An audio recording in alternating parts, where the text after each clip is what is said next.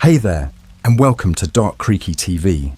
If you're new, hit that subscribe button for spine-tingling Reddit creepypasta stories that are perfect for a night of chilling thrills. Don't forget to share your thoughts in the comments below.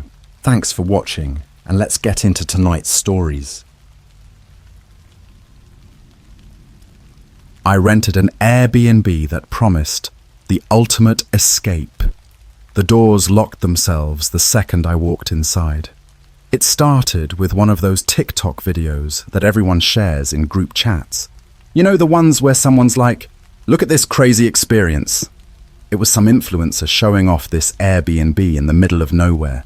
The place looked incredible, modern, sleek, and loaded with amenities.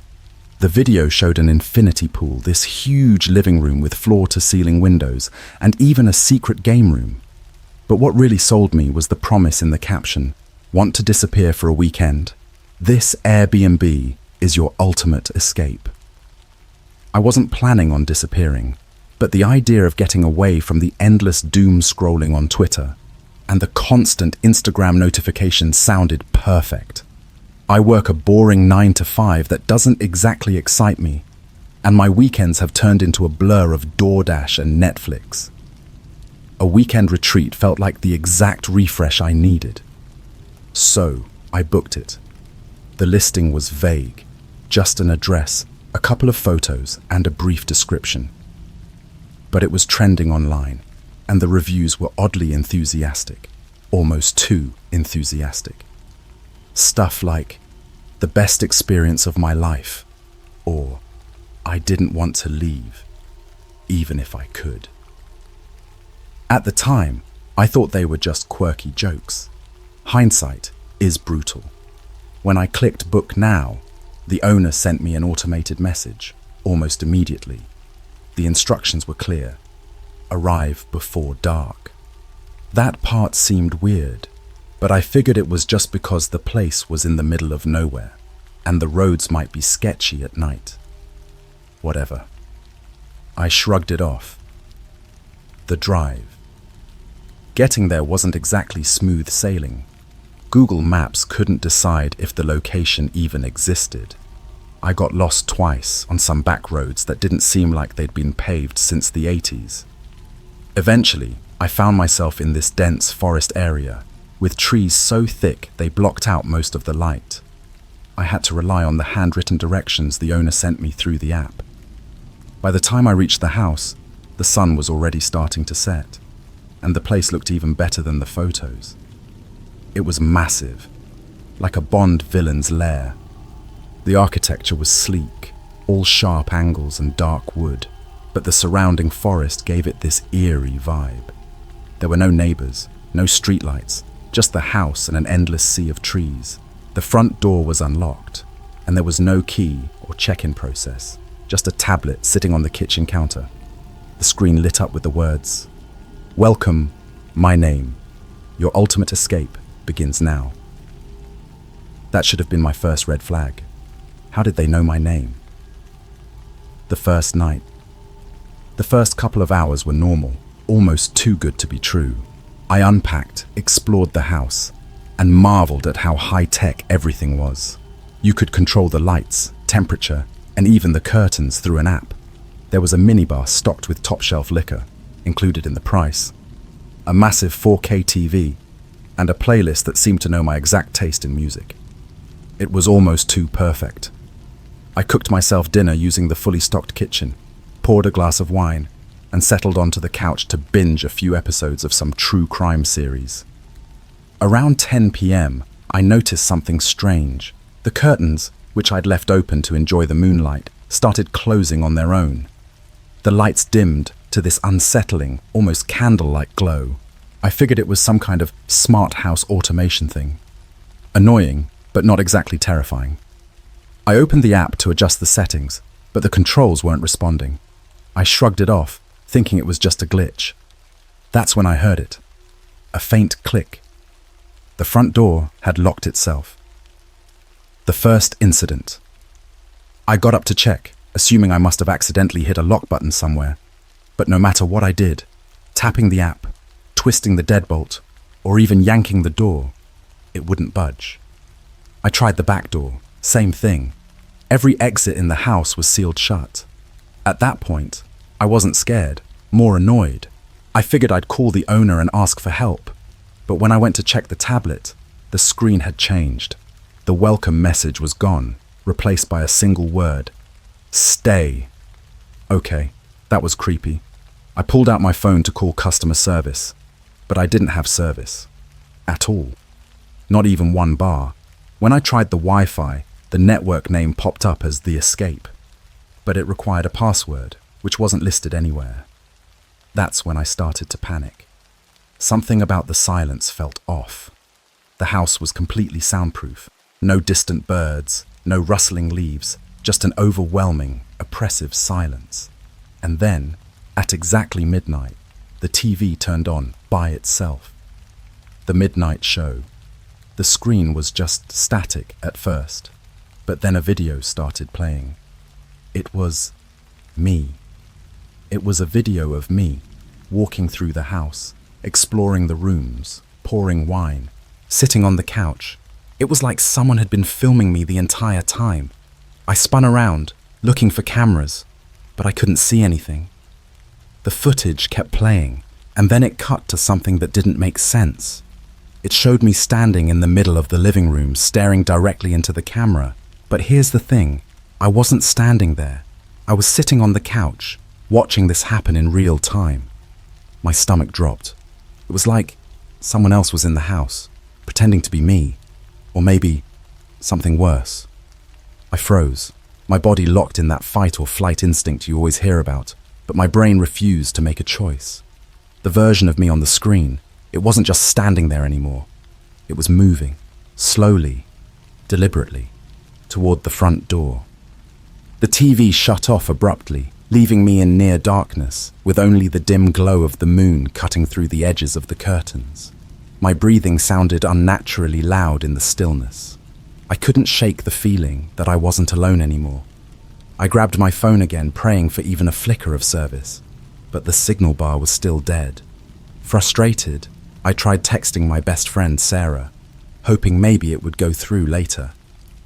I typed, "Something's wrong. Locked in Airbnb. Call for help." I hit send, even though I knew it wouldn't work. A new sound broke the silence, a faint tapping, like fingers drumming against glass. I turned slowly toward the source, heart pounding. The sound was coming from the sliding glass doors that led to the deck. I couldn't see anyone, but the tapping was rhythmic, deliberate, like whoever, or whatever, was out there, wanted me to know they were there. The first encounter, grabbing a kitchen knife, felt like the only reasonable option at that point. The tapping stopped as soon as I stepped into the kitchen, and for a brief second, I thought maybe I'd imagined it. But when I turned back toward the living room, the sliding glass door was wide open. I didn't hear it open. I didn't see it move. It was just open. The night air seeped into the house, carrying with it a strange metallic smell, like rust or blood. My instincts screamed at me to run, but where? The doors were locked. The windows didn't budge, and now someone, or something, had just walked into the house without making a sound. I tightened my grip on the knife and called out, "Who's there? I'm armed!" My voice cracked on the last word, and I hated how weak it sounded. No response. But then, from the darkness just beyond the door, I heard something faint, a whisper. At first, I couldn't make it out, but as it grew louder, it became unmistakable. "Stay." It was the same word that had been on the tablet, but now it was a voice. A low, guttural voice that sounded like it was trying to mimic human speech, but didn't quite know how.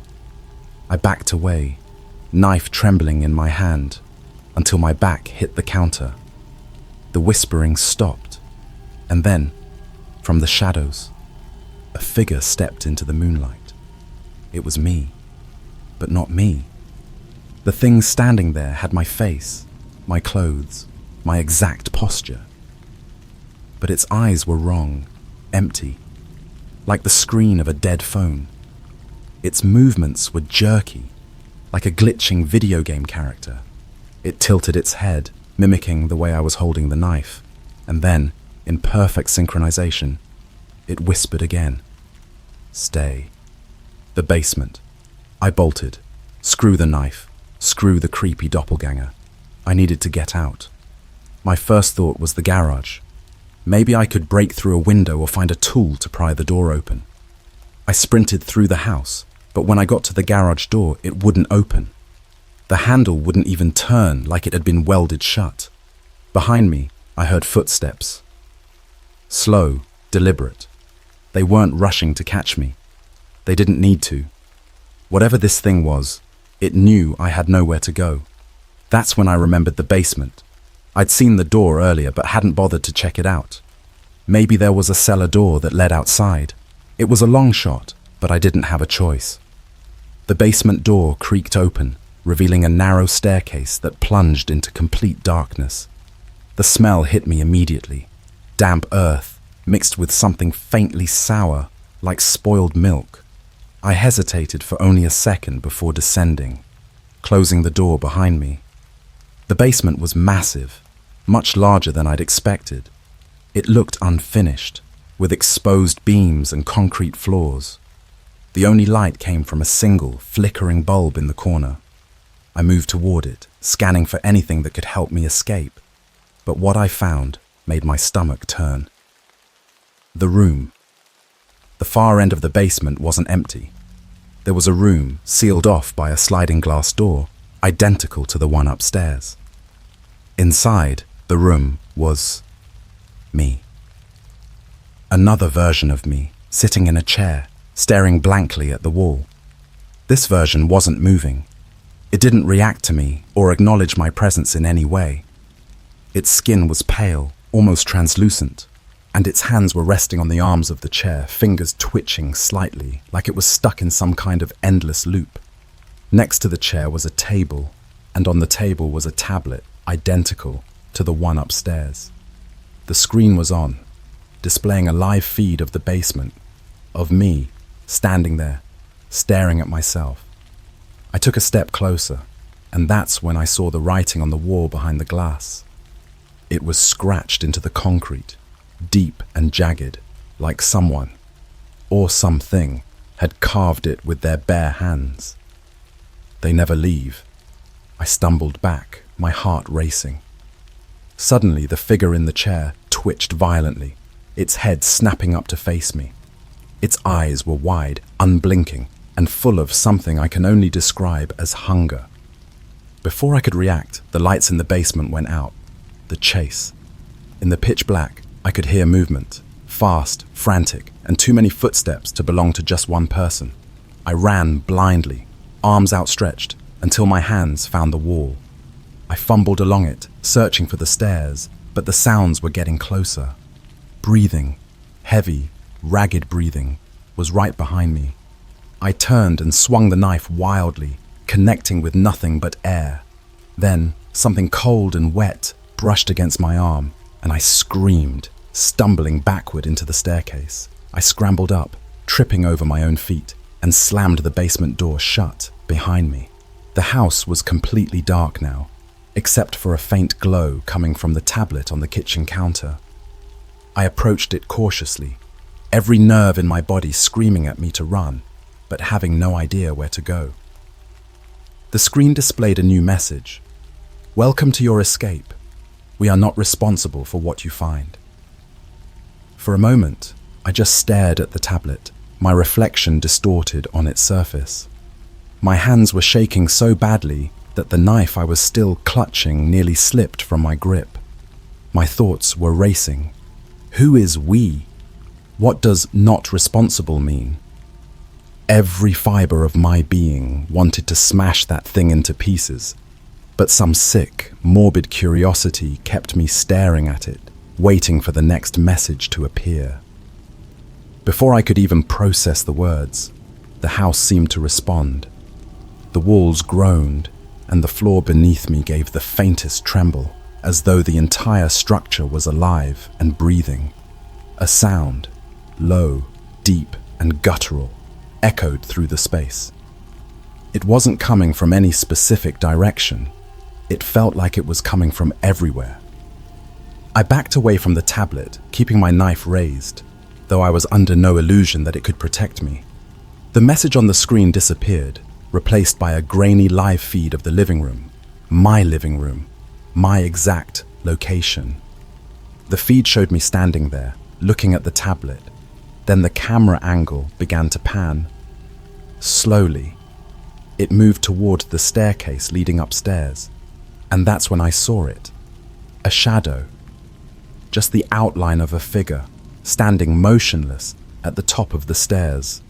The screen flickered, distorting the image for a moment, but when it cleared, the shadow was gone. The upstairs. I didn't want to go upstairs. Every instinct screamed at me to stay where I was, but the house was forcing my hand. The air grew heavier, suffocating, like the house itself was pressuring me to move. The growling sound grew louder, vibrating through the walls. If I stayed where I was, I knew whatever was up there would eventually come to me. Clutching the knife tighter, I crept toward the staircase. Each step groaned under my weight, echoing loudly in the otherwise silent house. As I climbed, I became painfully aware of how exposed I was. No handrails, no corners to hide behind. Just me, slowly ascending into what felt like the mouth of a predator. The hallway at the top was unnervingly long. It stretched farther than I remembered it being when I'd explored earlier, almost as if the house was changing. There were doors on either side, each one closed. I approached the first door on the left and hesitated, my hand hovering over the doorknob. I didn't want to open it, but I also couldn't leave it closed. Not knowing what was behind it would be worse. I turned the knob. The room that shouldn't exist. The room wasn't what I expected. It was a child's bedroom, filled with old faded toys and furniture that looked like they hadn't been touched in decades. A twin bed with a dusty quilt sat against the far wall, and the air reeked of mildew. On the bed was a doll, a porcelain figure with cracked skin and mismatched eyes. One of its arms was missing, and its head was tilted unnaturally, as though it had been twisted too far. I stepped inside cautiously, scanning for anything that didn't belong. The doll's eyes seemed to follow me as I moved, though I told myself it was just a trick of the light. Then the closet door creaked open. The sound was soft, barely audible, but in the oppressive silence of the room, it was deafening. I turned slowly, my pulse pounding in my ears. The closet was empty, just darkness stretching into nothing. And then, a voice, quiet, trembling, and unmistakably a child's voice. "Help me." I froze. The voice had come from the closet, but there was no one there. I took a cautious step closer, peering into the shadows. "Please, help me." The voice was more desperate now, and it sent chills racing down my spine. Against every ounce of common sense, I leaned closer, reaching for the pull string to turn on the light inside. That's when the closet slammed shut, nearly taking my fingers with it. The doll on the bed fell to the floor, its head shattering into jagged pieces. And from inside the closet, the child's voice changed, deepening, twisting, becoming something inhuman. "You shouldn't have come here." The master bedroom. I bolted out of the room, slamming the door behind me, and ran down the hall to the master bedroom. I didn't care what was in there. Anywhere was better than the child's room. The master bedroom was pitch black. The curtains were drawn tightly, and the lights refused to turn on, even when I flicked the switch. I used the flashlight on my phone to illuminate the space, but the weak beam only made the darkness feel heavier. The bed was massive, draped in pristine white sheets. At first glance, it looked untouched, but as I moved closer, I saw the indentations. Someone had been lying there, recently. On the nightstand was a journal, its leather cover worn and cracked. I picked it up, flipping through the pages. The handwriting was frantic, disjointed, as if whoever had written it was descending into madness. "The house doesn't let you leave. The doors don't work. The windows are fake. It watches you. It copies you. I saw myself walking in the woods. I wasn't walking in the woods. The last entry was scrawled so violently that the pen had torn through the page. If you're reading this, it's already too late. Before I could process what I'd read, I felt it. A presence. Standing right behind me. The doppelganger returns. I turned, and there it was, my copy, my twin. Its head was tilted at the same unnatural angle as the doll in the child's room, and its mouth was slightly open, like it was trying to smile but didn't understand how. Its clothes were torn and dirty, smeared with something dark that I refused to acknowledge as blood. It moved closer, its footsteps silent despite the creaky floorboards. I backed away, holding the knife out in front of me, but it didn't stop. Its empty, soulless eyes locked onto mine, and for the first time, it spoke in a voice that was both mine and not mine. "You can't leave. You belong to the house now."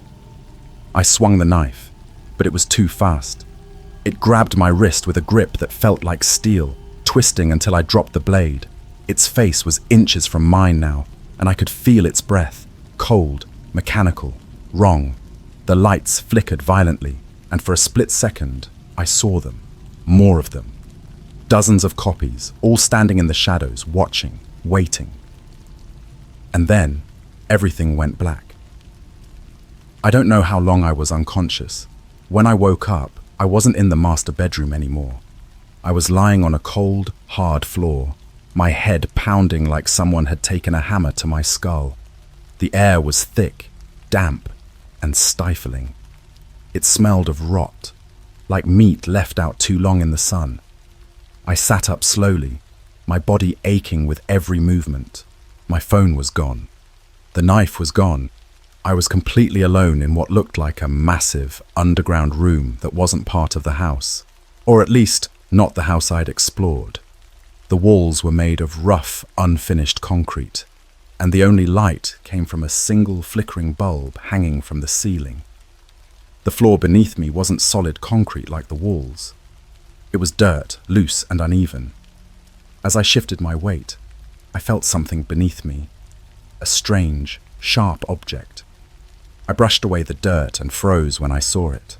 A bone, small, brittle and unmistakably human. The grave's panic surged through me as I scrambled to my feet, brushing off the dirt that clung to my clothes. As I looked around, I realized the entire floor was littered with them. Bones of all sizes, some bleached white, others still stained with dark, dried blood. It wasn't just bones either.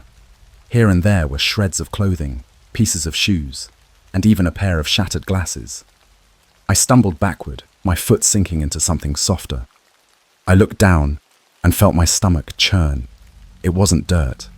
It was a partially buried hand, the skin grey and waxy, the fingers curled inward like they'd been frozen mid-scratch.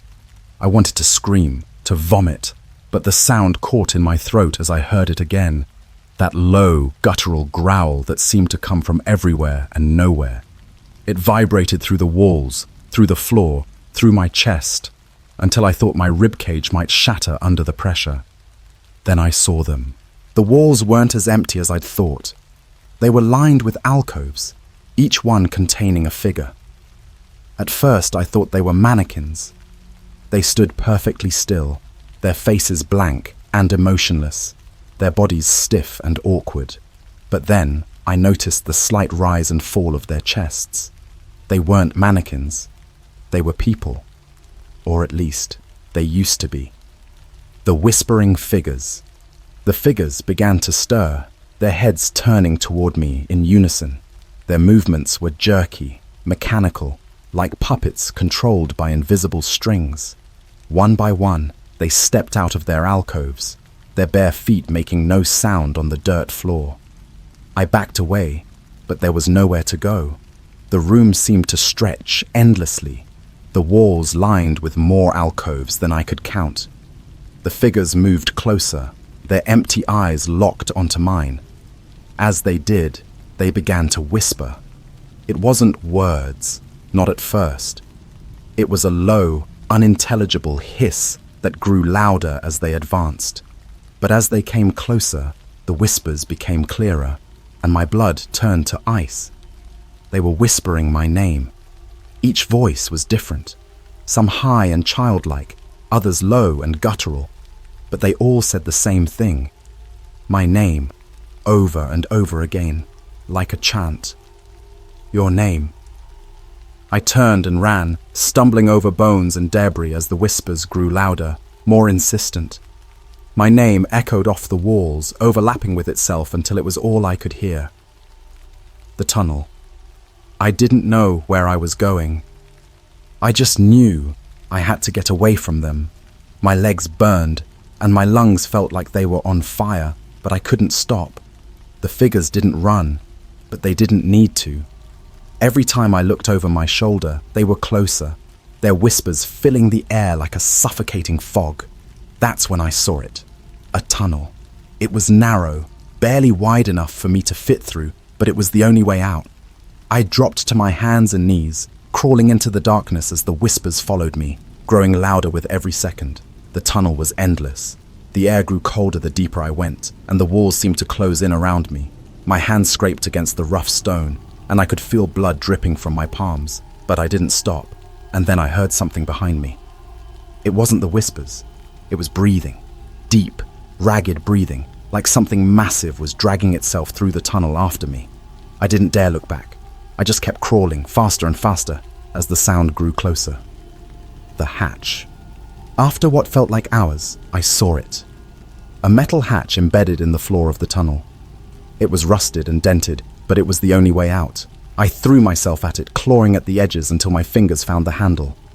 The breathing behind me was deafening now, so loud that I could feel the vibrations in my chest.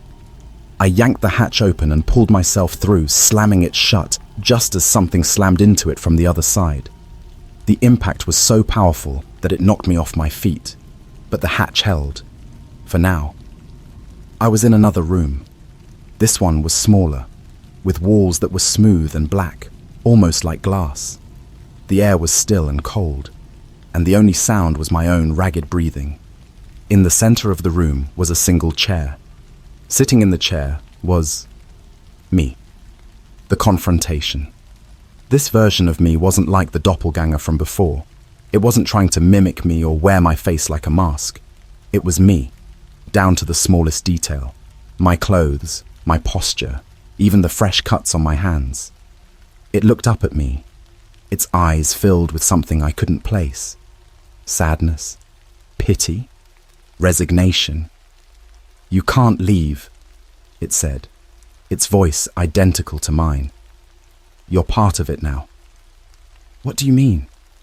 I demanded, though my voice was barely above a whisper. The other me didn't answer. It just stood up, its movements fluid and natural, and walked toward me. I backed away, but there was nowhere to go. It reached out and placed its hand on my shoulder. The touch was cold, and I felt something shift inside me, like a piece of my soul was being pulled away. "You should have stayed where you were," it said. "You shouldn't have tried to escape." And then everything went dark. The truth. When I woke up, I was back in the house. The living room was pristine, just as it had been when I first arrived. The doors were unlocked, the windows open, and my phone was sitting on the couch, fully charged. For a brief moment, I thought it had all been a nightmare. But when I looked at my reflection in the glass door, I saw them, the figures, watching me from the forest. They're still there, waiting. The house was perfect again, pristine, calm, and eerily quiet. The smell of rot was gone, and the oppressive weight of the air had lifted. But the moment I opened my eyes, I knew something was wrong. It wasn't just a lingering fear from the nightmare I'd lived through. It was the kind of wrong that sat deep in your chest, a gnawing certainty that nothing would ever be the same again. The tablet was back on the counter, displaying the same cheerful welcome message. "Welcome, your name. Your ultimate escape begins now." But this time, there was something else. Beneath the text, in smaller letters, was a countdown timer. 72 hours. I stared at the timer, my mind racing. What happened when it hit 0? Was that how long I had to leave? Or was it a deadline for something worse? The questions piled up, but the one thing I knew for sure was that I wasn't staying here long enough to find out. I grabbed my phone and tried calling for help. No signal. Again. I checked the doors. They were unlocked now, but something about stepping outside didn't feel right. The forest was unnaturally still, the kind of quiet that makes your skin crawl. The figures I'd seen before weren't visible anymore, but I could feel them, watching, waiting. I turned back to the tablet, desperate for answers. The timer ticked down with each passing second, but the screen didn't change. My fingers hovered over it for a moment before I pressed a random part of the display, hoping it would reveal some kind of menu or settings. It did. The files.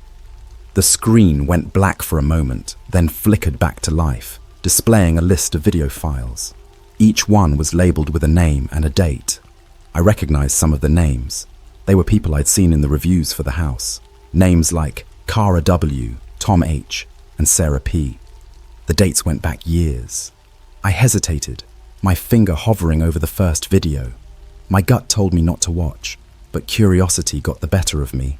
I tapped the file, and the screen filled with grainy footage of a woman sitting in the same living room I was in now. She was crying, rocking back and forth, muttering something under her breath. The timestamp showed it was from 5 years ago. The video skipped ahead, showing the woman frantically trying to break the windows, then pacing the room, her movements growing more erratic. The final segment of the video was blurry, but I could make out her face, staring directly into the camera, her eyes wide with terror. Her mouth was moving, but no sound came through. The video ended abruptly, leaving the screen blank for a moment before it returned to the list of files. I didn't need to watch the others to understand. This wasn't just a house, it was a trap. A machine designed to keep people here, to consume them. The first 24 hours. The next day was a blur. I couldn't leave the house. Not really. Every time I tried to walk out the front door, something pulled me back. A sensation like stepping into quicksand. The forest seemed to shift as I got closer, the trees twisting and leaning, creating a wall that forced me back toward the house. Inside, the house wasn't the same anymore.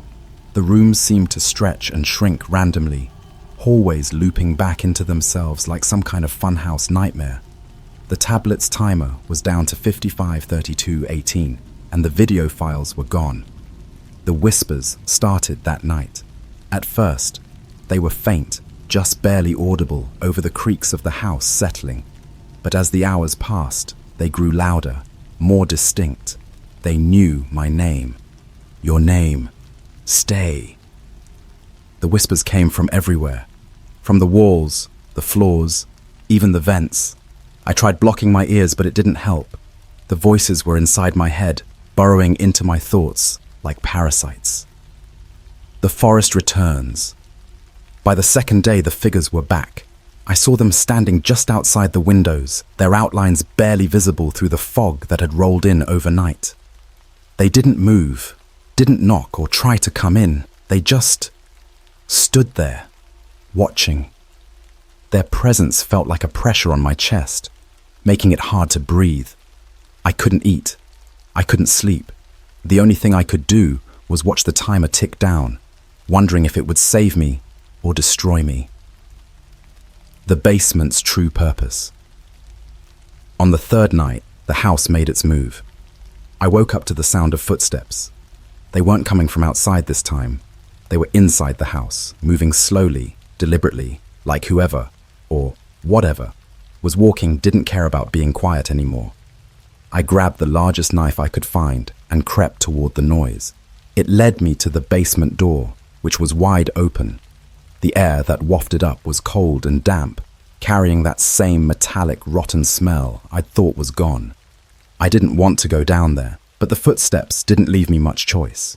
I descended the stairs slowly, the knife trembling in my grip. The room at the bottom was exactly as I remembered.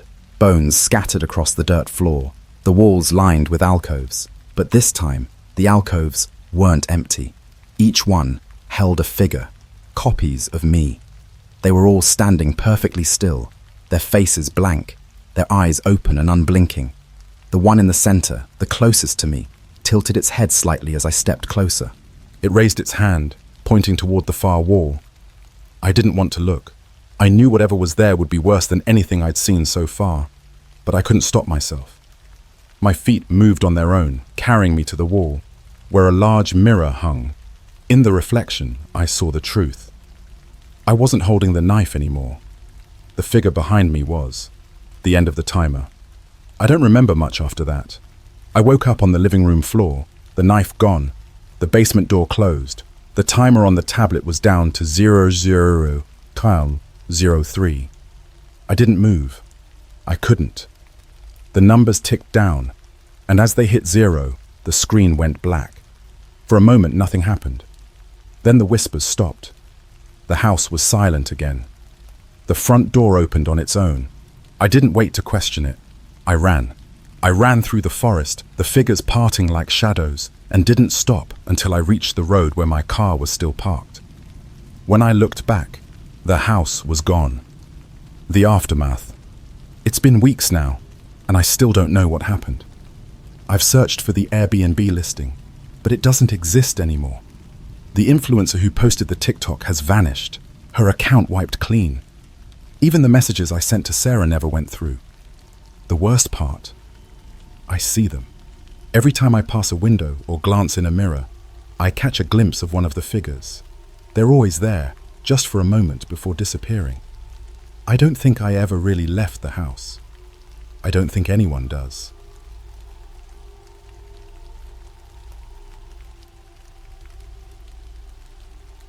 The Airbnb I booked had no reviews. The host said I'd be their first guest, but the closet was already full of luggage. Alright, so here's the deal. I've always been kind of a sucker for solo trips. There's just something about escaping the chaos of everyday life, disconnecting from your routine, and exploring a new place where no one knows you. You know, just throwing on a pair of headphones, zoning out at a Starbucks in some random city, and pretending your life's not falling apart. So, when I saw an Airbnb listing pop up for this cozy cabin in the middle of nowhere, literally no town name, just remote getaway near nature trails, it felt like a sign. The pictures were gorgeous. Pine trees everywhere, a fire pit outside, and these huge windows that made the whole place look like one of those luxury retreats influencers post about. The best part, it was dirt cheap, like suspiciously cheap. The thing is, it had no reviews, zero, nada. But the host, Chris L., messaged me back almost immediately when I inquired. He seemed overly nice, like trying way too hard nice. He said something like, "Hey there, you'd be my very first guest. I've just listed the property and I'm offering a steep discount to build up some reviews. You're gonna love it. Super private, great for getting off the grid." I'm not gonna lie, that little first guest thing felt weird. But hey, everyone's got to start somewhere, right? Plus, the idea of having an entire cabin to myself with no nosy neighbors or awkward host encounters sounded like heaven. I booked it without a second thought. Fast forward to a week later. I'd packed my bags, grabbed my laptop, because I figured I'd catch up on some work too, and hit the road. The drive was long, about 3 hours from the nearest Starbucks. My GPS kept glitching because I guess this place was so far out there, it didn't even exist on most maps. I finally had to rely on the host's handy little guide he'd sent me via email, which included cryptic directions like, "Turn left after the third barn. If you pass the red silo, you've gone too far." By the time I pulled up to the cabin, the sun was already starting to set. And let me tell you, this place was exactly like the pictures, but in a way that felt off. You ever see something that's too perfect, almost like it's staged? That's how it felt. The fire pit looked like it had never been used. The grass was suspiciously green, like someone had painted it, and the cabin itself? Spotless. Not a speck of dirt on the windows, No leaves on the porch. Nothing. It was like stepping into one of those overly curated Instagram posts, where everything's a little too perfect to be real. Inside, it was just as pristine.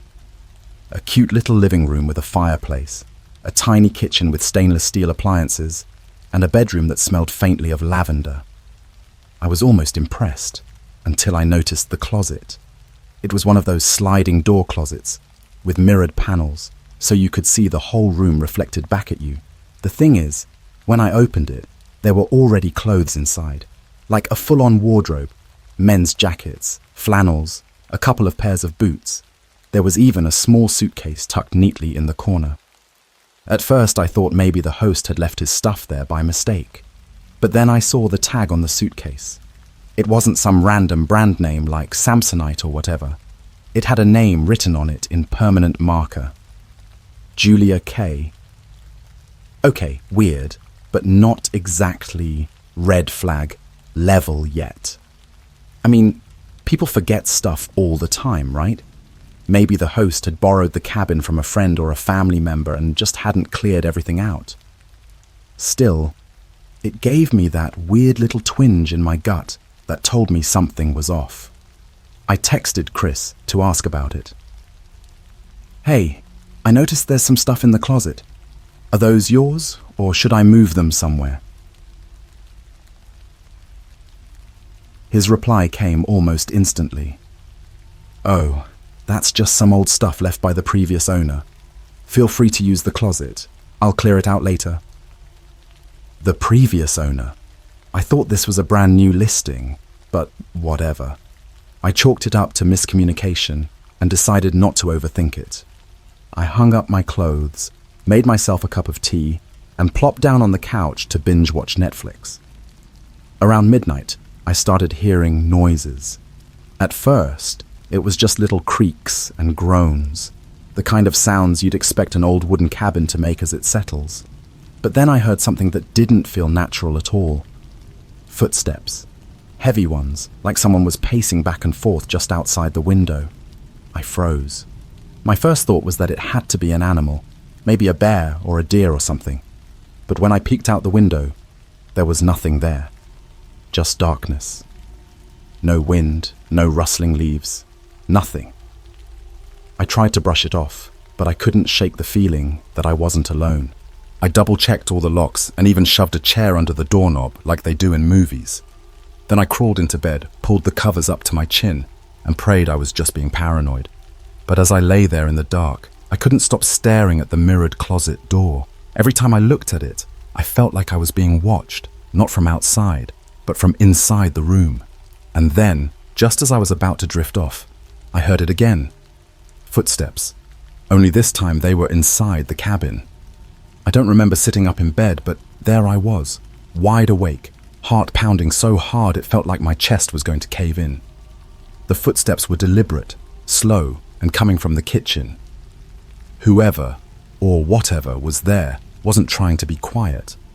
I didn't move for what felt like an eternity, just sitting in bed, clutching the blanket like it was some kind of shield. The room was dead silent, except for the faint creak of wood coming from the next room. I kept telling myself it was nothing. Maybe the house was just old. Maybe it was the wind. Maybe I was imagining things. But then, as clear as day, I heard the sound of something sliding across the counter. It wasn't just a creak. It was deliberate, like someone was dragging a glass or a knife across the surface. That was it. I grabbed my phone, planning to call someone, anyone. But of course, no signal. Nothing. Just that stupid little no service message glaring back at me. Now, I'm not some action hero or anything, but I figured I had to at least check it out. The way I saw it, I had two options. Sit there and wait for something worse to happen, or face it head on and maybe scare whoever it was away. So I grabbed the only thing I could find, a flimsy little lamp from the nightstand, and crept toward the bedroom door. I paused at the edge of the doorway, trying to convince myself to look. The whole cabin was dark, except for this faint glow coming from the kitchen, probably from the fridge light. But that just made it worse. The shadows were long and twisted, moving ever so slightly, like they were alive. I stepped out into the hallway, my bare feet making no noise on the cold wooden floor. The closer I got to the kitchen, the more my instinct screamed at me to turn around and run. Something was wrong. Not just in a "this is creepy" way, but in a deep, primal way. Like every fiber of my being was telling me that whatever was in there wasn't human. And then I saw it. There was someone, or something, standing in front of the fridge. The door was wide open, spilling light across the kitchen floor. The figure was tall and hunched over, its back to me. It wasn't moving, just standing there, like it was staring into the fridge. I couldn't make out any details, just a dark silhouette, but the way it stood, it wasn't right. Its shoulders were too broad, its arms too long, almost like they were hanging past its knees. I froze. My grip tightened on the lamp as I tried to think of what to do. Do I yell? Run? Hit it? My brain was stuck in this endless loop of panic, and I couldn't move. Then it turned its head. Not its whole body, just the head. Slowly, like it was trying to unstick its neck. I swear to God, I heard the crack of bone. Its face was obscured by the shadow, but I could see its eyes, or at least, I think they were eyes. 2 glowing pinpricks of light, staring right at me. I don't know what I expected it to do, but what happened next will haunt me forever. It smiled. At least, I think it was a smile. Its mouth stretched unnaturally wide, way too wide for a human face. The teeth were jagged and uneven, and there was something shiny, wet, dripping from the corners of its lips. It wasn't saliva. It was darker, thicker. And then, in a voice that sounded like it was coming from inside my own head, it said, "You're not supposed to be here." I don't remember dropping the lamp, but the sound of it shattering on the floor snapped me out of whatever trance I was in. I bolted back to the bedroom, slamming the door shut behind me. My hands were shaking so badly I could barely wedge the chair back under the doorknob. I grabbed my phone again, hoping maybe I'd magically get a signal, but no luck. That's when I heard the bedroom closet creak open. I swear I'd closed it earlier. I know I did. But now it was open just a crack, and I could see the faint outline of something inside. Not a person, not clothes, something else. I wanted to run, to scream, but my body wouldn't move. My feet felt glued to the floor as the door creaked open wider, and then, from the darkness, a hand emerged. It wasn't a normal hand. The fingers were long and spindly, almost skeletal, with blackened nails that looked like they'd been ripped straight from a corpse. The hand reached out slowly, like it was testing the air, before gripping the edge of the doorframe. I backed up until I hit the wall, my heart hammering in my chest. I wanted to look away, but I couldn't. It was like my eyes were locked on whatever was crawling out of that closet. The thing stepped into the light, and I finally got a good look at it. Its skin was pale, almost translucent, stretched so tightly over its bones that it looked like it might tear at any moment. Its face was hollow, sunken, with those same glowing eyes staring right through me. And its smile, it was the same smile as the thing in the kitchen. That's when I realized something that made my stomach churn. The clothes it was wearing, they weren't random. They were mine. I don't know how long I stood there, frozen, but at some point, I must have snapped. I grabbed the first thing I could, a coat rack by the door, and swung it at the thing as hard as I could. It didn't even flinch. The coat rack hit its shoulder and shattered like it was made of glass. The thing just stood there, tilting its head like it was amused. And then it spoke again, in that same chilling, inside-your-head voice. "You really shouldn't have come here." I don't know how I got out of that room. The next thing I remember, I was outside, barefoot, sprinting down the gravel driveway toward my car. The cabin was pitch black behind me, the only sound the crunch of rocks under my feet and the blood pounding in my ears. When I reached the car, I fumbled with the keys, my hands shaking so badly I dropped them twice. Finally, I got the door open and threw myself inside, locking the doors behind me. I turned the ignition, and the engine roared to life. For a split second, I felt relief. I was going to make it out of here. And then I saw it. In the rearview mirror, sitting in the back seat, was the thing from the closet. Smiling. I didn't even think. I threw the car into reverse, slamming on the gas so hard the tires screeched against the gravel. The thing in the back seat didn't move, didn't blink. It just kept smiling, that twisted, grotesque grin that seemed to stretch across its entire face. My brain was screaming at me to do something, but I was too panicked to think straight. The headlights swept across the cabin as I turned the car around, and for a brief second, I saw something that made my blood run cold. The figure from the kitchen was standing on the porch. It was waving. Not a frantic wave, but slow and deliberate, like it knew I wasn't going anywhere. I slammed the car into drive and floored it, speeding down the gravel road as fast as I could. The trees blurred past, and the cabin disappeared behind me, but I couldn't shake the feeling that I wasn't alone. I didn't dare look in the rearview mirror again. I didn't want to see that thing's face. The road was endless. I should have hit the main highway by now, but it was like the trees were closing in around me, stretching on forever. My GPS was still useless, stuck on the same loading screen it had been on since I got there.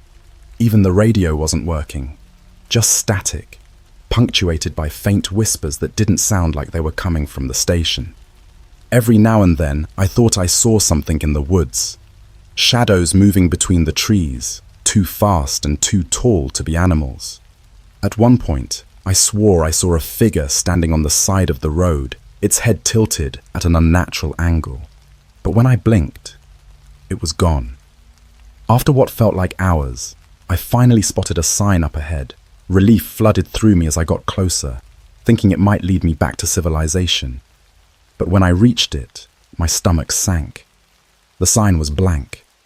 No words, no symbols, nothing. Just an old, weathered piece of wood nailed to a post.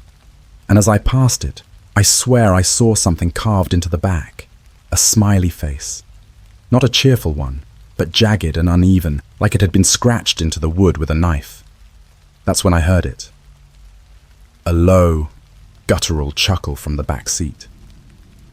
My hands tightened on the wheel as I fought the urge to look, my knuckles turning white.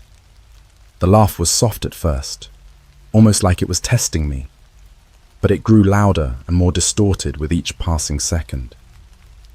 It wasn't just a laugh, it was mocking, taunting, like it knew I was powerless. Finally, I couldn't take it anymore. I glanced in the rearview mirror, and my heart nearly stopped. The thing wasn't there anymore. The back seat was empty. I slammed on the brakes, the car skidding to a stop in the middle of the road. My chest heaved as I whipped around, scanning the back seat, the floor, the entire car. There was nothing. It was like it had never been there at all. But then I noticed something. The smile.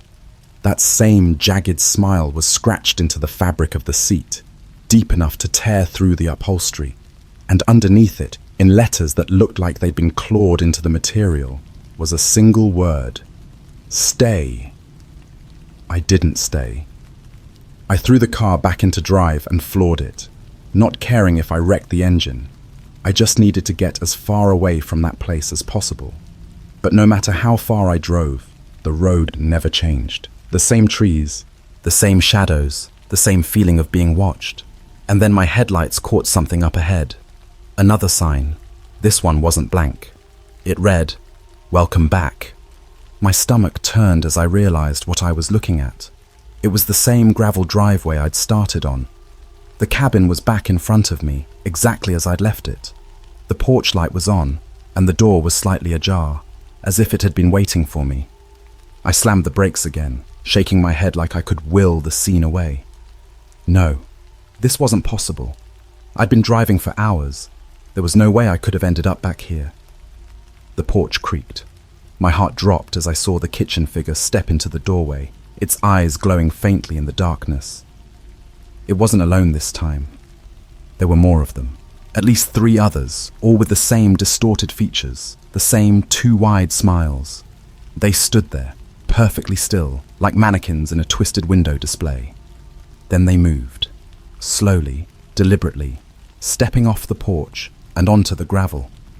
I could hear their footsteps even over the sound of my engine, crunching in unison like some kind of warped marching band. My hands were shaking so badly I could barely keep the car in gear. And then I saw it. One of them was holding something. A suitcase. Julia Kay. That was enough for me. I slammed on the gas, swerving around the driveway and tearing back onto the road. This time I didn't care about GPS or signs or anything else. I just kept driving, my eyes glued to the road ahead. But the shadows weren't done with me. As I drove, the whispers on the radio grew louder, forming words I couldn't quite make out. The static warped into a chilling voice, low and distorted, repeating the same phrase over and over. "You're home now." The shadows in the trees began to move faster, keeping pace with the car. Every time I glanced to the side, I could see them out of the corner of my eye. Those same glowing eyes, those same twisted smiles. They were everywhere. I don't know how long I drove before I finally saw it, a gas station. The lights were on, and there was a single car parked out front. It looked abandoned, but I didn't care. It was the first sign of civilization I'd seen all night.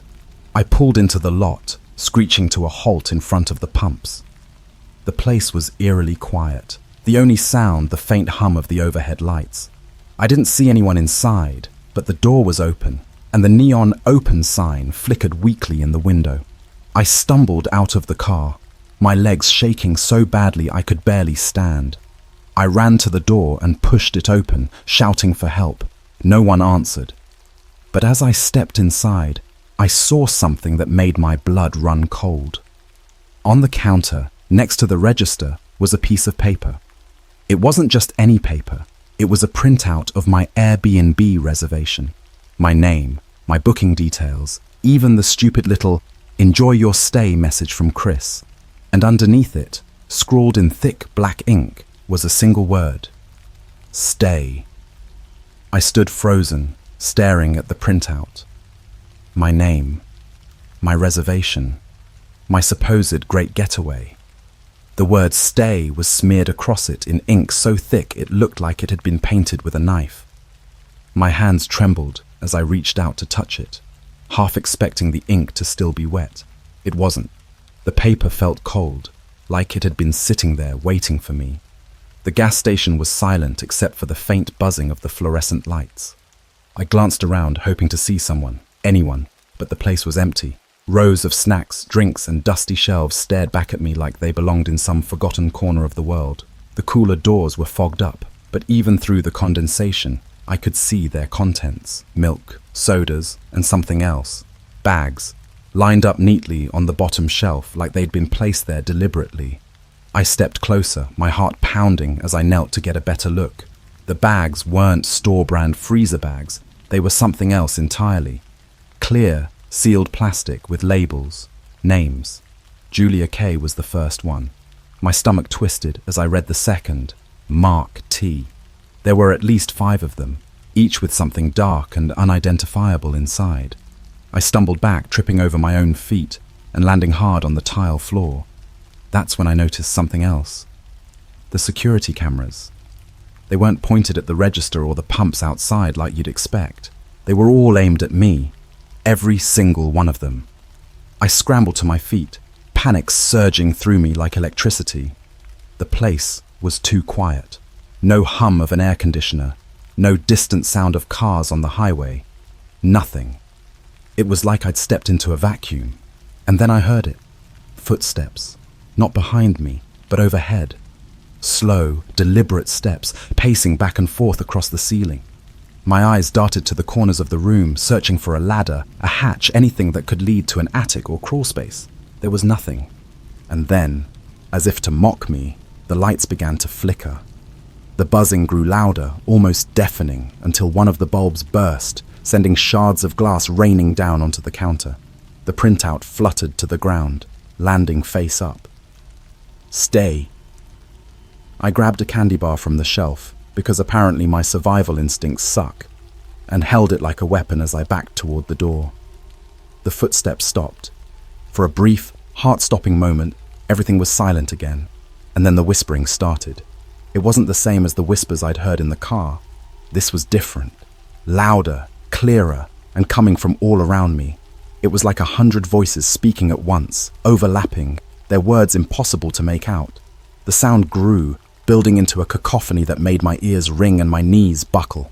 I bolted. Dropping the candy bar, I threw myself out the door and back into the parking lot. My car was still there, sitting under the harsh glow of the gas station lights. But something was wrong. The windshield was smeared with handprints. Too many to count, all pressed into the glass like someone, or something, had been watching me from the outside. I ran to the driver's side, fumbling with my keys, but when I pulled the handle, the door wouldn't budge. I tried again, harder this time, but it was like the car didn't recognize me anymore. My reflection in the window didn't look right. My face was pale, my eyes hollow, but it wasn't just exhaustion. I looked like a stranger to myself. Going somewhere? The voice came from behind me. It wasn't loud or angry. It was calm, almost conversational. I spun around, and my blood turned to ice. It was the host, Chris. Or at least it looked like Chris. The man standing in front of me had the same face as the profile picture on the Airbnb app, but something about him was off. His smile was too wide, his eyes too bright, and his skin too flawless, like he'd been airbrushed into reality. He was holding a clipboard, the same clipboard I'd seen in the cabin listing photos. "You didn't finish your stay," he said, his voice perfectly even, like he was scolding a child. "We don't like quitters." I stepped back, my hand instinctively reaching for my phone. "What the hell is going on?" I demanded, my voice shaking. He tilted his head, studying me like I was some kind of puzzle he couldn't quite figure out. "You booked the cabin," he said simply, like that explained everything. "You agreed to the terms." "What terms?" I shouted, my fear quickly turning to anger. "This wasn't in the I didn't get to finish. He moved faster than I thought was possible, closing the gap between us in an instant. His hand shot out, grabbing my wrist with an iron grip. His touch was ice cold, and his smile never wavered. "You're part of it now," he said, his voice low and almost excited. "The others will be so happy to meet you." Before I could react, the gas station lights flickered violently, plunging everything into darkness. I screamed, jerking my arm away, but when the lights came back on, he was gone. The only thing left behind was the clipboard, lying on the ground where he'd stood. I picked it up with trembling hands, my eyes scanning the sheet of paper clipped to it. It was a list of names, all written in the same jagged handwriting. My name was at the bottom. Next to it, someone had written, "Welcome home." The whispers returned, louder and closer this time. I turned toward the gas station, and my breath caught in my throat. They were standing in the windows, pressed against the glass. Dozens of them. Their faces were distorted, their mouths stretched into those same horrifying smiles, and they were all looking at me. The lights flickered again, and the next time they came on, the figures weren't in the windows anymore. They were outside, surrounding the car, their hands pressed against the windows and doors. I was trapped. They surrounded the car. Their faces, twisted, stretched, and smiling, pressed against every window, smearing the glass with streaks of condensation and what looked like blood. Their hands, gnarled and too long, clawed at the doors. I could hear their nails scraping against the metal, a sound so sharp and grating it made my teeth ache. Panic surged through me, pure and unrelenting. My hands scrambled to find anything. Keys, a weapon, a way out. I honked the horn, but the sound was drowned out by their laughter. It wasn't normal laughter. It was hollow and broken, like someone trying to mimic joy but missing the point entirely. I I tried to think. My phone was useless, my car was dead, and there was no one else around. The only building in sight was the gas station, now pitch black inside. No lights, no movement, just an ominous void that seemed to swallow everything. My eyes darted back to the clipboard I'd dropped on the seat. The list of names stared back at me, mocking me. Then I saw it. My name wasn't at the bottom anymore. A new name had been added below mine, Next. One of the figures outside tapped on the driver's side window. Tap, tap, tap. The sound was almost playful, like it was trying to get my attention. Slowly, I turned to face it. It was Chris. Or at least, it looked like Chris. His face was pressed so hard against the glass that his skin was pale and warped, his grin impossibly wide. His teeth were cracked and jagged, with bits of something dark stuck between them. He cocked his head as if to say, "Are you ready yet?" I wasn't, but I also knew I couldn't sit there forever. I don't know what possessed me to do it, but I yanked the clipboard off the seat and slammed it against the window, screaming, "What do you want from me?" Chris, or whatever he was, paused. His smile faded, just for a second, and his expression twisted into something far worse. Disappointment. Like I'd failed some kind of unspoken test. He stepped back, and the others followed, their movements unnervingly synchronized. I thought for a moment that they were leaving, but then Chris raised his hand, pointing toward the gas station. The other figures began to laugh again, their voices rising in a horrifying chorus that echoed through the night. The message was clear. They wanted me to go back inside. "No way," I muttered, gripping the clipboard like it could somehow protect me. My breath came in shallow gasps, my chest tightening with every second that passed. But the longer I stayed in the car, the closer they crept. One of them climbed onto the hood, its face pressed against the windshield, leaving streaks of blood and saliva as it slid down. Another crouched by the passenger door, its hands slowly pulling at the handle, testing it. They weren't going to let me sit there much longer. Finally, I snapped. I flung the car door open and bolted toward the gas station, not even caring what was inside anymore. The laughter behind me grew louder, like they were cheering me on. The door to the gas station creaked as I shoved it open, slamming it shut behind me. The interior was pitch black, the air thick and stifling. I reached blindly for anything that could be a light switch, but my fingers only found cold, empty walls. The laughter outside faded, replaced by silence so absolute it felt like a physical weight pressing down on me. And then I saw it. A faint light flickered at the far end of the store, coming from what looked like a storage room. It was the only source of illumination, casting long, distorted shadows that danced across the shelves. I didn't want to go toward it, but something about the darkness behind me felt worse. Like it was alive, watching, waiting for me to make a move. I forced myself forward, my footsteps echoing on the tile. The closer I got to the light, the more the air seemed to thicken, each breath heavier than the last. When I reached the storage room door, it was already ajar. Inside, the light came from a single bare bulb hanging from the ceiling, swaying slightly as if someone had just been there. The room was empty, except for a single chair in the center. On it sat another clipboard. This one wasn't blank. The clipboard held another list of names, but this time there were photos attached.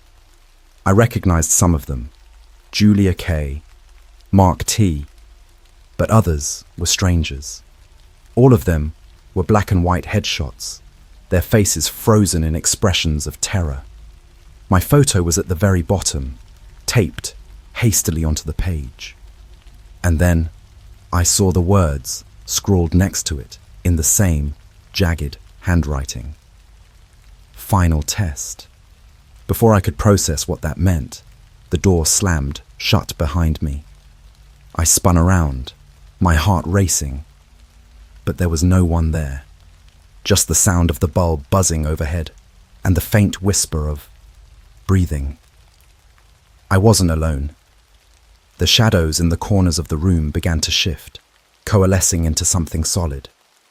Figures stepped out of the darkness, their smiles wide and teeth glinting in the dim light. Chris was among them, his clipboard still in hand. He stepped forward, tilting his head as he studied me. "You don't understand yet, do you?" he asked, his voice calm, almost gentle. I didn't answer. My throat was too dry to speak. "This isn't about you," he continued, gesturing to the clipboard in my hand. "It's about them, the ones who came before you." He pointed to the photos, his smile growing wider. "They failed. Will you?" I dropped the clipboard, my hands shaking. "What do you want from me?" I choked out. Chris leaned in close, his face inches from mine. His breath was cold, like winter air. "Stay," he whispered, "or take someone else's place." The realization hit me like a freight train. This wasn't just about survival, it was about sacrifice. If I wanted to leave, someone else would have to take my spot, and if I didn't choose, I would stay forever. The figures closed in, their laughter echoing through the tiny room. Chris stepped back, leaving me alone in the circle. My mind raced, trying to think of a way out, but there was none. I had to choose. I thought about the names on the clipboard, the photos, the people who had been here before me. Had they made the same choice? Had they failed because they couldn't? My vision blurred as the figures grew closer, their smiles consuming everything. And then, just as their hands reached for me, everything went dark. I woke up in my car, parked in the middle of an empty road. The gas station was gone. The cabin was gone. Even the trees seemed different, less menacing. My phone buzzed in the cup holder, finally showing a signal. I don't know how I got out. I don't know if I'm free. But sometimes, late at night, I still hear the laughter. And when I check my rearview mirror, I swear I see a smile. The end. The Airbnb host told me not to use the basement. I should have listened. You ever book something online and it feels just a little too perfect? Like you know it's legit because the photos are great, the reviews are glowing, and the price is a steal, but something about it just nags at you? That's exactly how I felt when I found the Airbnb listing for this cabin outside Asheville, North Carolina. It popped up after hours of scrolling. I wasn't even looking for anything fancy, just a quiet, affordable spot to unplug for a few days. Work had been brutal. My social life was non-existent, and I wanted to do that thing where you find yourself by staring at trees or some crap like that. The cabin seemed ideal. It had this rustic charm, wooden beams, cozy furniture, and one of those fireplaces that practically screams, "Read a book here." There was even a porch swing with fairy lights strung above it. You'd think it came out of a Pinterest board or one of those inspirational YouTube ads where they say, "Change your life." The reviews, immaculate, 5 stars across the board. Everyone raved about the peace and quiet, how clean it was, and how the host, David, was super helpful but stayed out of your way. And the price, $100 a night. That's less than a cheap hotel in the middle of nowhere. Too good to pass up, right? I booked it instantly. 3 nights. I didn't even bother reading the fine print because, honestly, who does? All I knew was that I'd have the whole place to myself. No roommates, no loud neighbors, and no Wi-Fi to distract me. I didn't tell anyone where I was going because I figured I'd just send some photos when I got there and call it a digital detox. Classic millennial move. The drive out was pretty uneventful. If you've ever been to North Carolina, you know how scenic it gets. Winding roads, endless trees, that sort of thing. But as I got closer to the address, things started to feel a little off. First, my GPS lost signal about 10 minutes out, and I had to rely on a screenshot of the map I'd saved. Thank God for past me.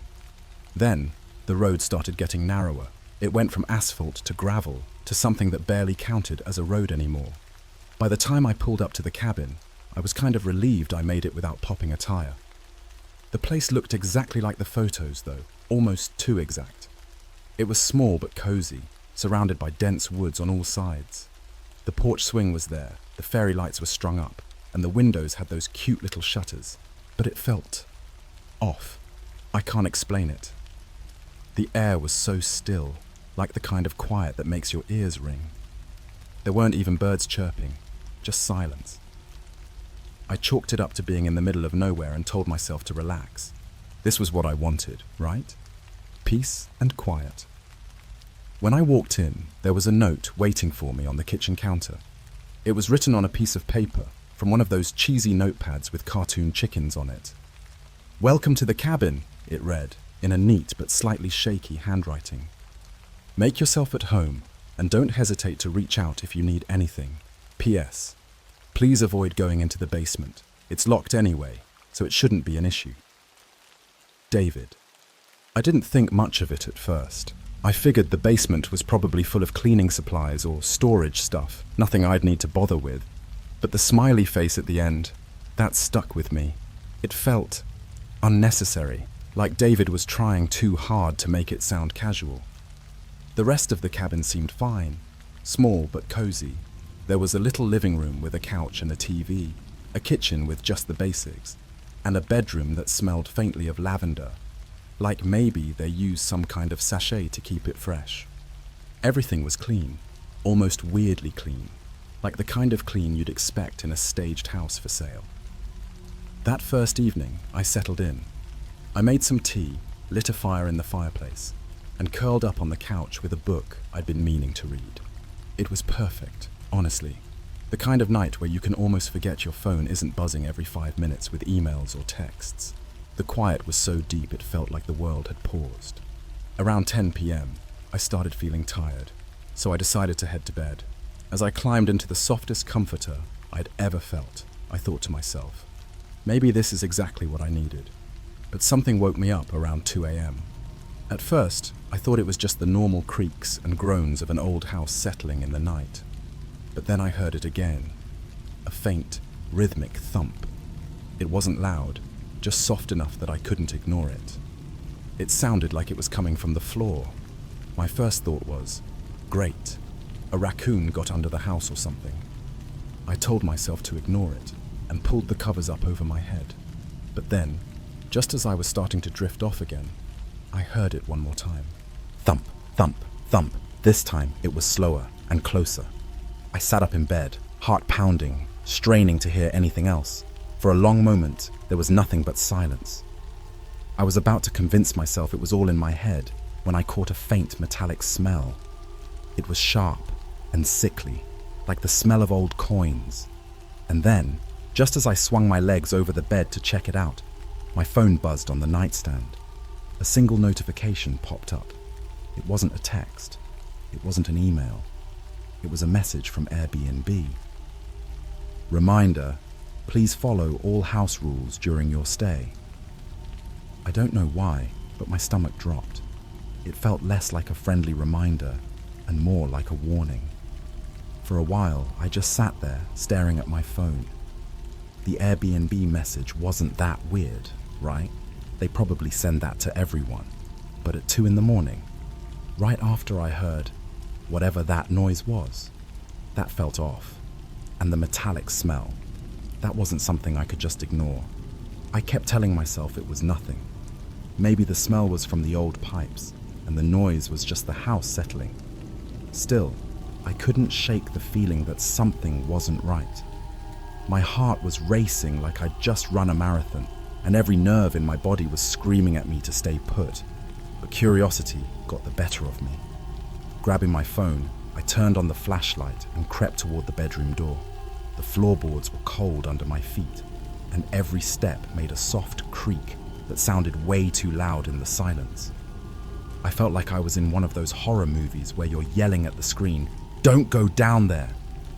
But this wasn't a movie, and I wasn't about to let my imagination ruin what was supposed to be a relaxing trip. The smell got stronger as I made my way downstairs. It wasn't just metallic now. It was earthy and damp, like wet dirt mixed with rust. The thumping noise was gone, but the silence felt even worse, like the house was holding its breath, waiting for something to happen. When I reached the living room, I stopped dead in my tracks. The rug in the center of the room, the one I'd barely noticed before, was slightly crooked, Not by much, but enough that it caught my eye. I know it sounds stupid, but I was certain it hadn't been like that when I went to bed. I should have turned around right then and there, gone back upstairs, locked the bedroom door, and waited for morning. But instead, I did something I'm still kicking myself for. I moved the rug. Underneath it was a trapdoor. It was old, made of thick, weathered wood, and it had a big iron ring in the center for lifting it open. I stared at it for a long time, my flashlight beam dancing over the surface. David's note flashed through my mind. Please avoid going into the basement. It's locked anyway, so it shouldn't be an issue. But the trapdoor wasn't locked. There was no padlock, no latch, nothing. Just the ring, sitting there like it was inviting me to pull it. My logical brain kicked in. Maybe it wasn't even a basement. Maybe it was just a root cellar or a storm shelter. Lots of old cabins had those, right? But deep down, I knew that wasn't it. The smell alone told me something was wrong. That thick metallic stench was practically oozing up from the seams of the trapdoor, and it made my stomach churn. Still, I reached for the ring. The metal was cold and rough against my fingers, and as I lifted the trapdoor, the hinges let out a low, groaning creak that made my skin crawl. The flashlight beam barely penetrated the darkness below, but I could see a narrow staircase leading down into the abyss. The walls were dirt, and the air was even colder than the cabin. I couldn't see the bottom, but I could hear something. Faint, rhythmic thumping, like before. Only this time, it wasn't coming from below. It was coming from behind the door at the bottom of the stairs. It looked like a steel door, the kind you'd see in a commercial kitchen or an old hospital. There was a small rectangular window near the top, but it was too dirty to see through. The sound was louder now. Thump, thump, thump. Slow and deliberate, like someone knocking softly but with purpose. I don't know how long I stood there, frozen, my flashlight shaking in my hand. Every instinct I had was screaming at me to close the trapdoor and pretend I hadn't seen anything. But before I could move, the thumping stopped. And then I heard a voice. It wasn't loud, but it was clear. A woman's voice, muffled by the door, but unmistakable. "Help me!" Thump, thump, thump. This time it was slower and closer. I sat up in bed, heart pounding, straining to hear anything else. For a long moment, there was nothing but silence. I was about to convince myself it was all in my head when I caught a faint metallic smell. It was sharp and sickly, like the smell of old coins. And then, just as I swung my legs over the bed to check it out, my phone buzzed on the nightstand. A single notification popped up. It wasn't a text. It wasn't an email. It was a message from Airbnb. Reminder, please follow all house rules during your stay. I don't know why, but my stomach dropped. It felt less like a friendly reminder and more like a warning. For a while, I just sat there, staring at my phone. The Airbnb message wasn't that weird, right? They probably send that to everyone. But at 2 a.m, right after I heard whatever that noise was, that felt off. And the metallic smell, that wasn't something I could just ignore. I kept telling myself it was nothing. Maybe the smell was from the old pipes, and the noise was just the house settling. Still, I couldn't shake the feeling that something wasn't right. My heart was racing like I'd just run a marathon, and every nerve in my body was screaming at me to stay put. But curiosity got the better of me. Grabbing my phone, I turned on the flashlight and crept toward the bedroom door. The floorboards were cold under my feet, and every step made a soft creak that sounded way too loud in the silence. I felt like I was in one of those horror movies where you're yelling at the screen, "Don't go down there!" But this wasn't a movie, and I wasn't about to let my imagination ruin what was supposed to be a relaxing trip. The smell got stronger as I made my way downstairs. It wasn't just metallic now. It was earthy and damp, like wet dirt mixed with rust. The thumping noise was gone, but the silence felt even worse, like the house was holding its breath, waiting for something to happen. When I reached the living room, I stopped dead in my tracks. The rug in the center of the room, the one I'd barely noticed before, was slightly crooked. Not by much, but enough that it caught my eye. I know it sounds stupid, but I was certain it hadn't been like that when I went to bed. I should have turned around right then and there, gone back upstairs, locked the bedroom door, and waited for morning. But instead, I did something I'm still kicking myself for. I moved the rug. Underneath it was a trapdoor.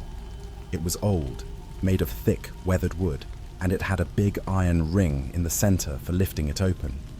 I stared at it for a long time, my flashlight beam dancing over the surface. David's note flashed through my mind. Please avoid going into the basement. It's locked anyway, so it shouldn't be an issue. But the trapdoor wasn't locked. There was no padlock, no latch, nothing. Just the ring, sitting there like it was inviting me to pull it. My logical brain kicked in. Maybe it wasn't even a basement. Maybe it was just a root cellar or a storm shelter. Lots of old cabins had those, right? But deep down, I knew that wasn't it. The smell alone told me something was wrong. That thick metallic stench was practically oozing up from the seams of the trapdoor, and it made my stomach churn. Still, I reached for the ring. The metal was cold and rough against my fingers, and as I lifted the trapdoor, the hinges let out a low, groaning creak that made my skin crawl. The flashlight beam barely penetrated the darkness below, but I could see a narrow staircase leading down into the abyss. The walls were dirt, and the air was even colder than the cabin. I couldn't see the bottom, but I could hear something. Faint, rhythmic thumping, like before. Only this time, it wasn't coming from below. It was coming from behind the door at the bottom of the stairs. It looked like a steel door, the kind you'd see in a commercial kitchen or an old hospital. There was a small rectangular window near the top, but it was too dirty to see through. The sound was louder now. Thump, thump, thump. Slow and deliberate, like someone knocking softly but with purpose. I don't know how long I stood there, frozen, my flashlight shaking in my hand. Every instinct I had was screaming at me to close the trapdoor and pretend I hadn't seen anything. But before I could move, the thumping stopped.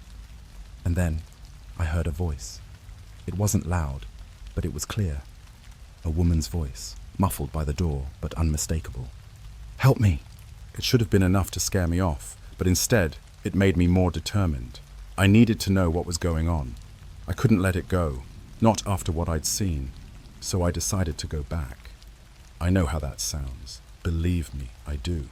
But I couldn't shake the feeling that if I didn't go back and figure this out, I'd regret it forever. I'd spend the rest of my life wondering what was down there, who or what was behind that door. And the missing woman?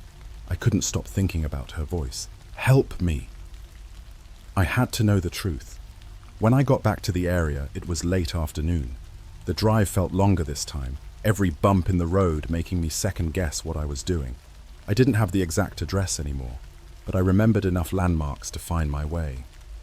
The gravel road, the dense woods. It all came back to me in a flood of dread. The cabin looked the same, but something about it felt different. The windows were dark, and the porch swing was swaying gently, even though there was no wind. The fairy lights were still strung up, but they weren't lit. I parked my car at the edge of the driveway, leaving the engine running just in case. I grabbed my flashlight and my phone, then headed for the front door. It was unlocked, just like before.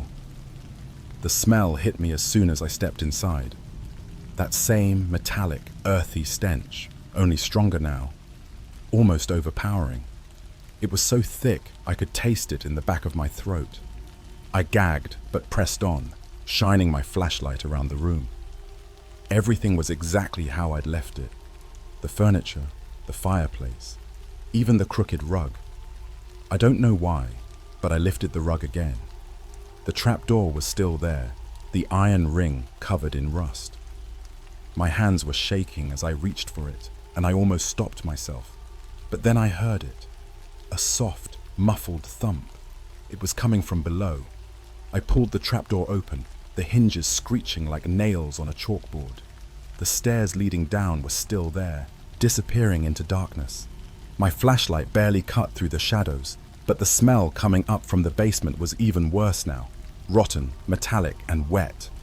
I hesitated, my heart pounding in my chest. Every part of me wanted to run, to leave and never look back. But then I remembered the voice. Help me. I stepped onto the first stair. The wood creaked under my weight, and I had to grip the railing to keep from falling. The further I went, the colder it got, and the air felt thick, like it was pressing down on me. When I reached the bottom, I saw the door again. It looked worse than I remembered. The metal was streaked with rust, and the little window near the top was smeared with something dark. Blood, maybe. My flashlight beam caught something on the floor. A trail of dried, blackened stains, leading away from the door and toward the back of the basement. And then I saw it. The trail ended at a pile of something. Clothes, I think, but they were so torn and stained it was hard to tell. There were shoes, too. Women's shoes. A pair of sneakers that looked eerily similar to ones I'd seen in the photo of the missing woman. The thumping started again, louder now, coming from behind the door. It was frantic, like someone pounding with both fists. And then came the voice. Please, let me out. It was her. The same voice I'd heard before. But this time, it didn't sound weak. It sounded desperate, panicked. I froze, my flashlight trembling in my hand. Please, he's coming. Don't let him... The voice cut off with a scream, high-pitched and guttural, and then something else. A low, guttural growl that sent chills down my spine. The door rattled, like something was slamming into it from the other side, and I did the only thing I could think of. I ran. I don't remember getting back to my car or driving away. All I know is that I didn't stop until I hit the main road, my hands gripping the wheel so tightly, my knuckles turned white. That was the last time I saw the cabin. But sometimes, late at night, I swear, I can still hear the sound of that voice. Help me. And the growl that followed. I didn't sleep that night. Not that I even tried. The images of the basement, the pile of shredded clothes, and that voice were stuck on a loop in my head. But worse than the voice was the sound that came after. The growl. It was so low, so guttural, that it didn't feel like something a person could make. It was primal, animalistic, but somehow worse. Like it had a weight to it, a depth that felt unnatural. I wanted to let it go. I really did. But the woman's screams haunted me. The desperation in her voice, the way she'd pleaded for help. It wouldn't leave me alone. She was down there, locked behind that door, and I'd just left her. I spent hours pacing the tiny hotel room, trying to figure out what to do. Calling the police felt pointless. What was I going to tell them? That I broke into an Airbnb and found some creepy basement with bloodstains and noises?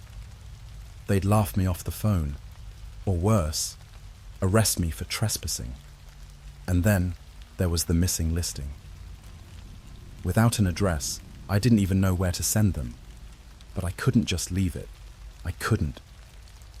So around 5 a.m., I made a decision that, looking back, might have been the stupidest thing I've ever done. I was going back. When I got to the cabin, the sun was just starting to rise. The light made everything feel a little less terrifying, but not by much.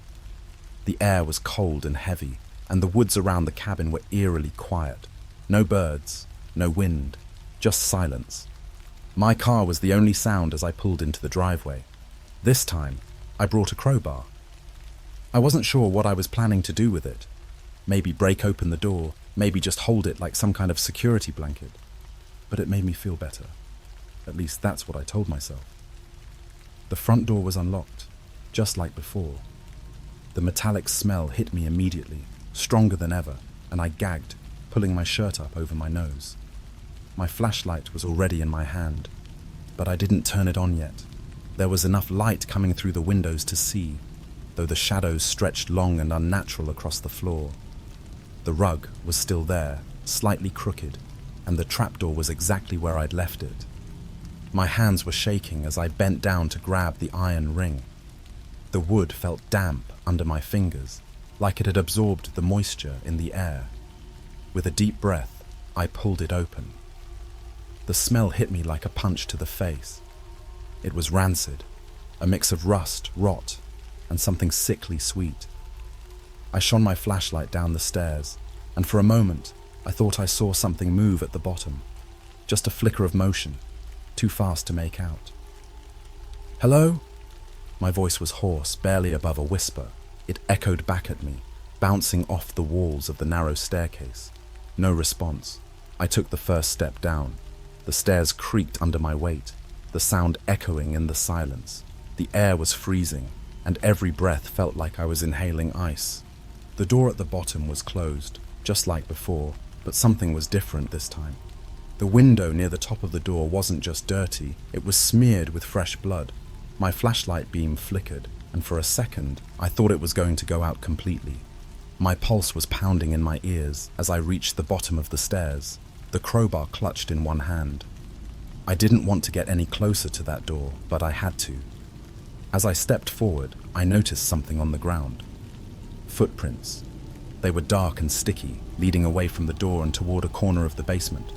My stomach twisted as I followed them with the beam of my flashlight. The footprints ended at a pile of meat. That's the only way I can describe it. It looked like someone had taken a human body and torn it apart.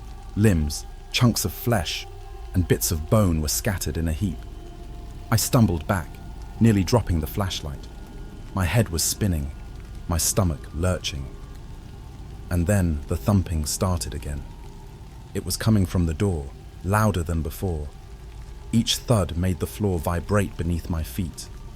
My instincts were screaming at me to run, to get out of there and never come back, but I couldn't move. My legs felt like they were made of concrete. "Please!" A voice called from behind the door. It was the same voice, but this time it sounded wrong. It was shaky, distorted, like it was coming through a broken speaker. "Let me out! He's coming!" I took a step back, my flashlight trembling in my hand. The blood on the door was fresh, dripping down in slow, viscous trails. Something was wrong. Every nerve in my body told me not to open that door. But then I heard it again, that low, guttural growl. It wasn't coming from behind the door this time. It was coming from the stairs behind me. I spun around, the flashlight beam swinging wildly. The stairs were empty, nothing but shadows. But the growl was still there, low and menacing, echoing around the basement like it was coming from everywhere at once. "Please," the voice behind the door begged again. "Don't let him get me, please." I don't know what possessed me to do it. Maybe it was the desperation in her voice, or maybe it was just sheer panic, but I raised the crowbar and jammed it into the seam of the door. It took all my strength to pry it open, the metal groaning as it gave way. The door swung open. What I saw inside wasn't a person. It wasn't anything I could comprehend.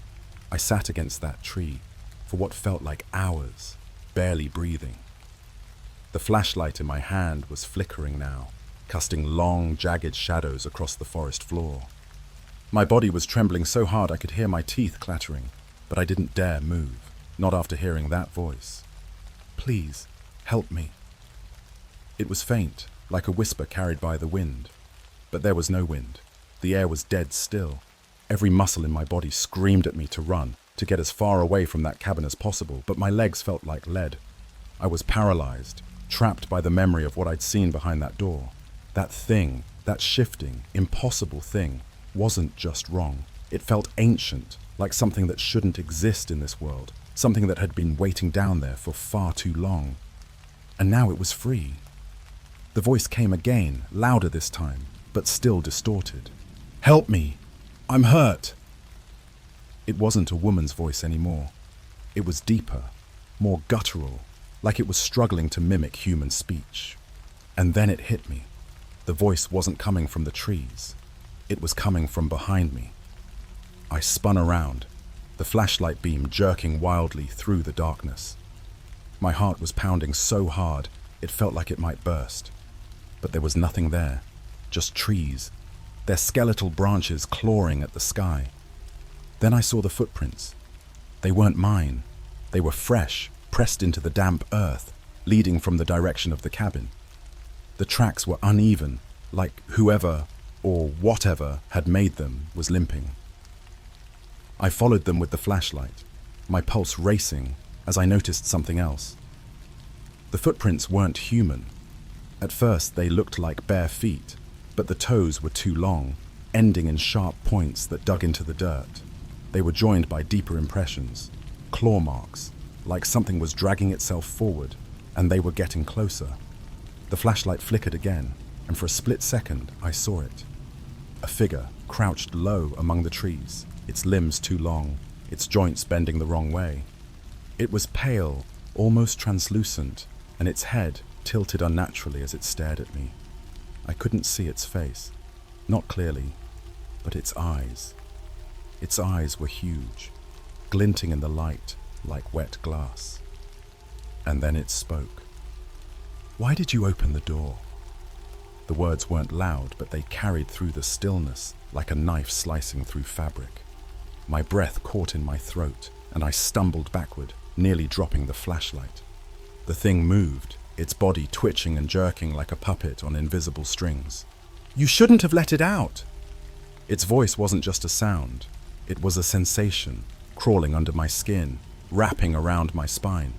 I tried to run, but my legs wouldn't cooperate.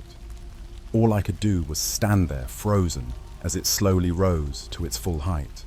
It was taller than I'd thought, impossibly tall, its head nearly brushing the branches above. Its limbs were too thin, its hands ending in long, sharp fingers that scraped against the bark of a nearby tree. And its face wasn't a face at all.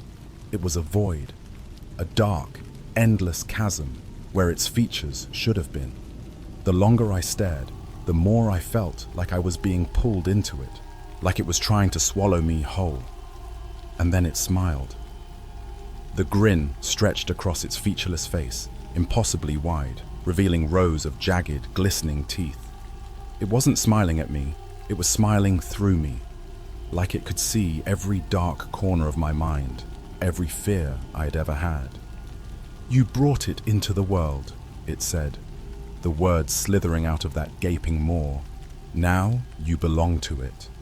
I didn't wait to hear more. Somehow my legs started working again, and I bolted, crashing through the underbrush as fast as I could. Branches tore at my clothes, my skin, but I didn't stop. I didn't dare look back. All I could hear was the pounding of my own heartbeat and the faint sound of laughter, low, guttural, and inhuman. The forest seemed endless, the trees closing in around me like they were alive, twisting and shifting to block my path. The flashlight died completely, plunging me into darkness, but I kept running, fueled by pure adrenaline and terror. When I finally stumbled out of the woods, I collapsed onto the side of the road, gasping for air. My car was still there, the engine cold, the door hanging open where I'd left it. I scrambled inside, locking the doors and fumbling with the keys. The headlights pierced the darkness as the engine roared to life, and for a brief moment, I thought I was safe. But then I saw it. Standing at the edge of the woods, just barely illuminated by the headlights, was the thing. Its head was tilted again, its long, spindly arms hanging limp at its sides. And it was still smiling. It didn't move as I sped away, but I swear I could feel its gaze on me the entire time, like it was burned into the back of my skull. I didn't stop driving until I was miles away, the cabin nothing but a distant memory. And then there's the voice. "Help me," it whispers, so faint I can almost convince myself I'm imagining it. Almost. I haven't told anyone what happened, not the police, not my friends, not even a therapist, because deep down I know the truth. Whatever I let out of that basement isn't done with me yet, and I don't think it ever will be.